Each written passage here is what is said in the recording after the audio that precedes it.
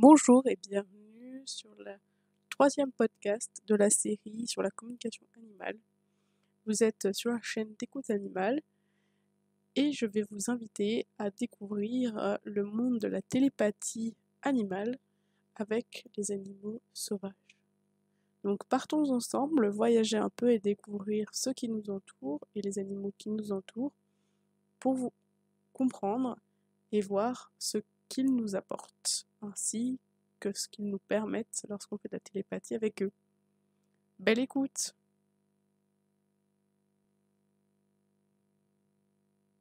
Alors commençons tout d'abord, dans un premier temps, par voir, mais qu'est-ce que ceci change que nous fassions une communication animale avec un animal domestique ou avec un animal sauvage? Alors évidemment, cette réponse apporte du négatif et du positif, parce que c'est des situations tout à fait différentes. Alors je m'explique. Dans un premier temps, on a les animaux domestiques qui dépendent, en tout cas qui sont rattachés à un foyer avec des humains. Donc c'est les humains qui sont là pour eux et c'est les animaux qui sont là pour les humains. D'ailleurs, prochain podcast, je vais vous expliquer un peu, ça va être au sujet de la mission qu'on dit que l'animal a auprès des humains avec lesquels il vit.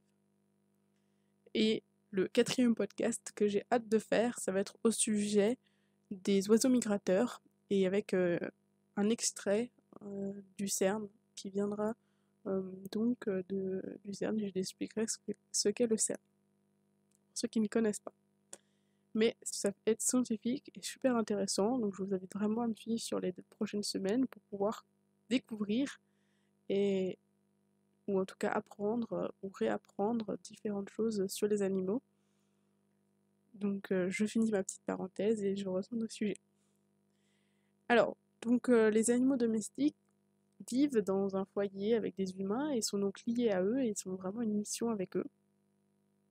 Et quand nous, on va être là en tant que traducteur, on a besoin de ce foyer pour faire écouter les messages de l'animal. Alors que les animaux sauvages, eux, sont libres. On les croise, ils disparaissent, ils réapparaissent, alors ils sont souvent proches des villes ou plus loin, on ne les connaît pas forcément, on ne sait pas qui ils sont, mais en tout cas ils sont présents et ils permettent de vivre et de nous faire vivre et de compléter notre écosystème. C'est avec eux qu'on vit en parallèle aussi, c'est grâce à eux qu'on a un système pyramidal sur la chaîne alimentaire et qu'on peut aussi être à leur égal. Alors, ce système pyramidal, moi, je ne l'apprécie pas parce que c'est vrai qu'on n'est pas censé voir l'humain tout au-dessus de la pyramide et en dessous, on a les animaux herbivores, au-dessus, on a les animaux carnivores. Moi, l'objectif, c'est vraiment que cette pyramide devienne un cercle et qu'on soit tous ensemble en harmonie dans ce cercle. Et avec les animaux sauvages, ça va être ça aussi leur objectif et c'est ce qu'ils nous transmettent quand on fait des échanges avec eux. Ça va être de pouvoir nous lier avec eux et nous remettre au même niveau. Alors, voilà, les avantages, c'est qu'on va pouvoir être libre de faire une communication animale sans avoir d'humain à qui restituer. Le désavantage, c'est qu'on n'aura pas de retour. Donc, pour une personne qui apprend à faire des télépathies, c'est pas forcément rassurant de ne pas avoir de retour parce qu'on ne pourra pas vérifier les informations qu'on reçoit. Elles sont souvent justes, mais des fois notre mental, il biaise un peu, il transforme les choses et on peut les avoir fausses et on peut douter de nos capacités à communiquer, à pratiquer la télépathie. L'avantage avec les communications animales, avec les animaux domestiques, c'est qu'on va faire la traduction aux humains et eux vont pouvoir nous répondre parce qu'ils ont la parole, en tout cas ils parlent le même langage que nous. Les animaux sauvages, on n'est jamais vraiment sûr de ce qu'ils nous expriment. Voilà. Donc les avantages sont là, c'est que c'est vraiment libre, c'est un instant magique, de parenthèse, qui est vraiment riche en émotions et en sensations avec les animaux que nous croisons, etc. Donc quel message vont-ils alors nous transmettre? On peut se poser cette question. Alors, moi je constate qu'on peut détacher en deux catégories. Alors, on a des animaux qui nous transmettent des messages beaucoup plus libres et beaucoup plus englobants qui englobent toute l'humanité, c'est-à-dire qu'ils passent des messages sur comment ils vivent la présence de l'humain dans leur milieu, ou comment est-ce qu'ils nous perçoivent de manière complètement globale avec les humains en général, en fonction de là où ils habitent, des villes, des villages. Alors ça va être des messages pour faire avancer l'humanité et aussi pour nous faire comprendre qu'il y a une différence entre eux et nous et que c'est important aussi de se remettre au niveau des animaux et de se réapproprier leur perception et redescendre de cette pyramide pour pouvoir vraiment apprendre de leur richesse parce qu'ils passent des messages très forts et c'est ce qu'ils ont besoin aussi d'avoir aussi auprès d'eux. C'est des humains qui sont forts mais qui sont à l'écoute. Il ne faut pas qu'ils soient juste forts pour être forts et casser tout. Juste qu'ils se rabaissent à leur rang et qu'ils les écoutent avec sagesse et profondeur. Et dans un deuxième temps, on a aussi des animaux qui viennent nous voir pour nous passer des messages personnels qui nous correspondent à nous, personnellement, en tant que télépathe, ou en tout cas en tant que communicateur animal ou communicatrice animale. Et c'est des messages qui vont nous permettre d'avancer, d'évoluer, de progresser dans cette optique, toujours de nous accompagner dans la bienveillance et dans l'amour. Et c'est super intéressant. Alors, on peut se poser une troisième question, c'est pourquoi nous ferions une communication animale avec des animaux sauvages? En tout cas, quel est le contexte qui ferait qu'on viendrait à faire une communication animale avec ces animaux sauvages? Alors dans un premier temps, c'est parce que c'est eux qui viennent à nous. N'avez-vous jamais vu un papillon qui volait chez vous ou une mouche qui venait vous se poser sur vous et venir vous enquiquiner, comme on dit, ou un petit lézard qui rentre chez vous, ou encore une guêpe, un bourdon. Alors ça c'est plus simple pour eux de rentrer parce qu'ils volent, mais par exemple pour ceux qui ont des jardins, des hérissons, ou qui marchent et qui croisent des oiseaux, ou encore des biches, des chevreuils, des cerfs, et j'en passe, en tout cas qui avancent et qui rencontrent la présence d'un animal sauvage, bah, tous ces animaux-là, ils viennent nous chercher, ils viennent nous parler. Et libre à nous d'être ouverts ou pas. Certaines personnes ne le sont pas. C'est bien dommage parce que c'est vrai que quand ils viennent, des fois ils sont très insistants. Alors moi j'ai plusieurs fois depuis que je fais la télépathie, eh ben, ils sentent en fait. Et j'ai un papillon qui persistait. Je le remettais dehors, il revenait. Je changeais d'étage, il redescendait avec moi. Et c'était fou. Et vraiment, il était collé à mes basques. Il voulait absolument me transmettre son message. Je lui ai dit, mais écoute, là, je suis trop fatiguée, je peux pas. Enfin, je peux pas t'écouter. Pour l'instant, c'est pas ok. Mais, en tout cas, ils sont vraiment là, ils viennent à nous, dans nos maisons, dans nos lieux à nous. Et ils sont là où nous sommes. Alors, soit c'est chez nous, dans nos lieux, ou soit on fait des rencontres. Quand on fait, par exemple, des randonnées, il arrive qu'on puisse voir un écureuil, ou encore un chamois, un bouquetin si on est en montagne, voilà, comme je disais, un chevreuil. Et c'est ces rencontres, déjà, qui sont des instants vraiment magiques que je trouve magnifiques parce que on se sent en présence de d'autres êtres qui sont aussi forts et aussi riches que nous. Quand on voit un cerf, c'est quand même majestueux. Voilà pourquoi j'ai mis d'ailleurs le cerf sur le podcast comme fond pour la vidéo, c'est parce qu'en fait le cerf, ça porte une force que j'ai envie de vous transmettre au sujet de la communication animale, tout leur amour et cette force. Et en plus, ils ont des caractéristiques spéciaux pour communiquer, notamment quand on parle du brame du cerf, c'est magique à vivre comme instant. Et ils ont des bois aussi qui me permettaient de faire une communication diversifiée. C'est-à-dire, bah, j'ai pu mettre par exemple un chien qui parlait, c'était assez rigolo comme image, je trouvais. Dans les boîtes de conserve, comme on faisait à l'époque, on mettait une boîte de conserve à chaque oreille et on tendait un fil et ça transmettait les messages. D'ailleurs, j'ai jamais essayé. Dites-moi en commentaire si vous avez essayé cette technique. Peut-être qu'entre vous ça marche et quitte à le faire avec les animaux sous cette forme-là, ça serait original et intéressant. Et d'autre part, on a un enfant qui est très proche d'une poule Et même les poules sont vraiment riches, elles nous apportent énormément de choses. Mais bon, reprenons sur nos animaux sauvages. Donc le premier rapport, c'est que en fait, eux viennent à nous, et chez nous, ou en tout cas on est en rencontre avec eux, et c'est à ces instants-là où ils ont envie de nous transmettre ces messages, en fait, parce qu'on peut faire des randonnées pendant des heures et jamais croiser un seul animal, et à des moments on va en croiser tout plein, parce qu'on est ouvert, et eux ils ont besoin de nous transmettre certains messages. Alors petit B aussi, c'est parce que on peut avoir entre guillemets des nuisibles ou des casse-pieds, des envahisseurs, et je passe les petits noms d'oiseaux qu'on peut leur donner. Mais ça va être par exemple tout ce qui est mouches, blattes, les fourmis, et aussi les petits papillons, mais qui sont aussi des petites larves chenilles qui sont dans notre nourriture, c'est les mites alimentaires, ou encore les mites dans les habits, c'est encore autre chose.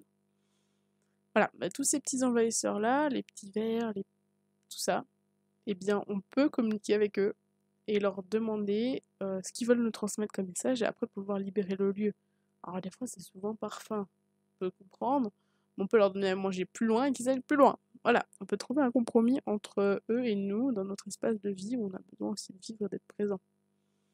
Et les mouches, bah, alors évidemment, c'est pas toujours si simple quand on a 60 dans un appartement. De faire une connexion avec chacune, c'est pas facile, je le conçois. Mais enfin, bon, si on a une cheftaine, on pourra peut-être lui parler à elle, je ne sais pas comment sont constituées, c'est plus solitaire une mouche, mais de mon observation. À confirmer auprès de vous, dites-moi en commentaire aussi ce que vous constatez. Mais le seul animal par contre qu'on va dire nuisible, qu'on ne peut pas communiquer, c'est les moustiques. Vous allez me dire, mais pourquoi? C'est super drôle quand même, enfin on peut communiquer avec tous les animaux, sauf le moustique.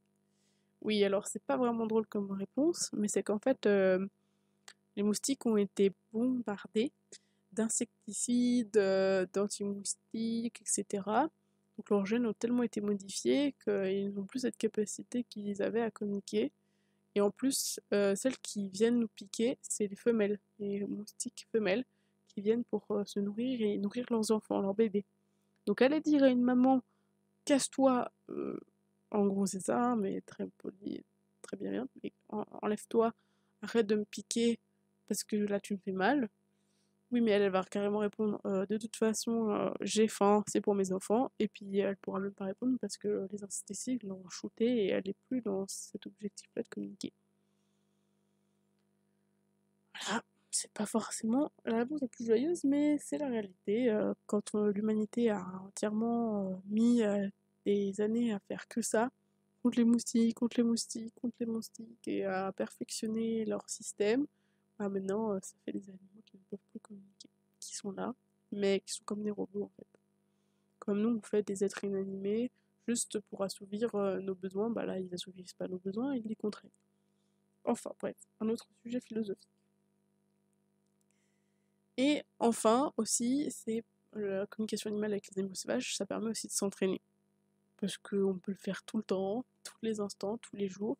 Euh, Quand on a envie, quand on croise un animal, voilà, c'est possible. Et enfin, dernier point aussi, c'est que la communication avec les animaux sauvages, c'est une très belle parenthèse. Vraiment. Alors je vais vous raconter quelques anecdotes que j'ai pu vivre récemment. Par exemple, je vais toujours presque tous les soirs au jardin, euh, dans notre jardin. Et j'ai souvent, là ça fait 2, 3 fois que j'y vais, et il y a un rouge-queue qui est présent, un jeune rouge-queue.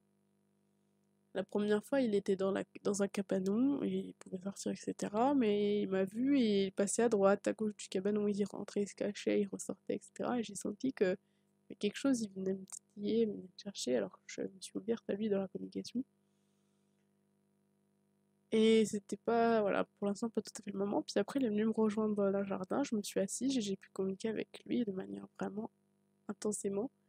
Et bah, pour tout vous dire, je vais vous livrer ce qu'il m'a dit. Mais il était vraiment là pour me dire vole toi aussi avec légèreté, euh, choisis les instants avec légèreté et prends la vie tranquillement. Détache-toi de tout ça, avance paisiblement en fait, tranquille, avec ses petites ailes là, il volait partout. Et il mangeait aussi en même temps, alors moi j'ai dit, bon bah là je suis occupée, je retourne à mon repas. Et je l'ai revu le lendemain, là il m'a dit aussi qu'il était très occupé au repas, c'est sûr qu'il a fait tout le temps ce petit oiseau. Et c'était vraiment déjà mignon de le voir parce que c'est vraiment adorable, un bébé, enfin un bébé, un jeune rouge-queue. Et il était vraiment là dans la douceur, et on sentait vraiment une présence enveloppante. Et en plus, il est là présent, juste présent devant nous, et il s'approche progressivement, il tournait autour de moi. Donc il y avait sa présence aussi, on ne peut pas le nier. Quand on sent ce lien, ces animaux, ils viennent très proches de nous.